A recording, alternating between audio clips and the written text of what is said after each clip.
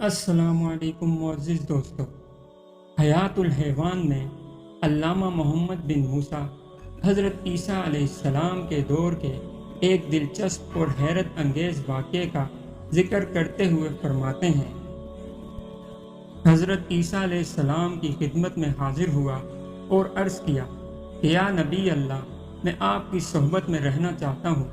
آپ نے فرمایا کہ بہتر ہے۔ چنانچہ ایک دن آپ اپنے اس رفیق کو ساتھ لے کر باہر نکلے اور جب ایک نہر کے کنارے پر پہنچے تو دونوں نے ساتھ بیٹھ کر کھانا کھایا۔ کھانے میں صرف 3 روٹیاں تھیں، 2 تو انہوں نے کھا لی اور ایک بچ گئی۔ حضرت عیسیٰ علیہ السلام اٹھ کر نہر پر تشریف لے گئے اور پانی پی کر جب واپس تشریف لائے تو آ کر دیکھا کہ کھانے میں سے بچی ہوئی روٹی بھی غائب ہے۔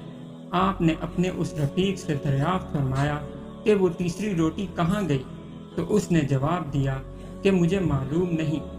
آپ نے فرمایا کہ اچھا چلو چلتے ہیں۔ راستے میں ان کو ایک ہرنی ملی، اس کے ساتھ اس کے 2 بچے بھی تھے۔ حضرت عیسیٰ علیہ السلام نے ہرنی کے 2 بچوں میں سے ایک کو اپنے پاس بلا لیا اور اس کو ذبح کر کے پکایا اور دونوں نے مل کر اس کو کھا لیا۔ جب کھانے سے فارغ ہو چکے تو آپ نے ہرنی کے بچے کے ہڈیوں وغیرہ سے ارشاد فرمایا، قم بِإِذْنِ اللہ، اللہ کے حکم سے کھڑا ہو جا۔ چنانچہ وہ بچہ زندہ ہو کر کودتا دوڑتا ہوا اپنی ماں کے پاس پہنچ گیا۔ پھر آپ نے اپنے اس رفیق سے فرمایا کہ میں تجھ کو اس ذات پاک کی جس نے تجھ کو یہ معجزہ دکھلایا ہے قسم دے کر پوچھتا ہوں کہ وہ تیسری روٹی کہاں گئی؟ مگر اس نے پھر وہی جواب دیا کہ مجھ کو معلوم نہیں۔ اس کے بعد دونوں آگے بڑھے اور ایک میدان میں پہنچے۔ حضرت عیسیٰ علیہ السلام نے وہاں سے ریت اور مٹی اٹھا کر فرمایا، اللہ کے حکم سے سونا ہو جا۔ چنانچہ وہ ریت اور مٹی سونا بن گئی۔ آپ نے اس سونے کے 3 حصے کیے اور فرمایا کہ ایک حصہ میرا ہے، ایک تمہارا ہے اور ایک اس شخص کا ہے جس نے تیسری روٹی کھائی تھی۔ یہ سن کر وہ شخص بولا، اے اللہ کے نبی، وہ تیسری روٹی میں نے ہی کھائی تھی۔ چنانچہ اپنے رفیق سے تیسری روٹی کا اعتراف کرنے کے بعد آپ نے فرمایا کہ یہ سب سونا میں نے تجھ کو ہی دیا، اور یہ کہہ کر آپ وہاں سے چل دیے۔ وہ شخص تنہا بیٹھا ہوا اس مال کی حفاظت کرتا رہا۔ کچھ دیر بعد 2 شخص وہاں سے گزرے اور سونا دیکھ کر انہوں نے اس کو مارنے اور سونا لینے کا ارادہ کیا۔ اس شخص نے کہا کہ مجھے مت مارو، بلکہ یہ کرو کہ اس سونے کو 3 حصوں میں تقسیم کر لو، ایک حصہ تم دونوں کا اور ایک حصہ میرا ہو جائے گا۔ چنانچہ اس تقسیم پر وہ دونوں راضی ہو گئے۔ اب حضرت عیسیٰ علیہ السلام کے رفیق نے کہا کہ ایسا کرو کہ فی الحال تم دونوں میں سے کوئی ایک شہر جا کر کھانا لے آئے تاکہ کھانا کھانے کے بعد اطمینان سے اس سونے کی تقسیم کی جا سکے۔ چنانچہ ان میں سے ایک شہر کی طرف کھانا لانے کے لیے چلا گیا، لیکن راستے میں اس کھانا لانے والے شخص نے سوچا کہ اگر میں کھانے میں زہر ملا دوں تو یہ سب سونا میرا ہو جائے گا۔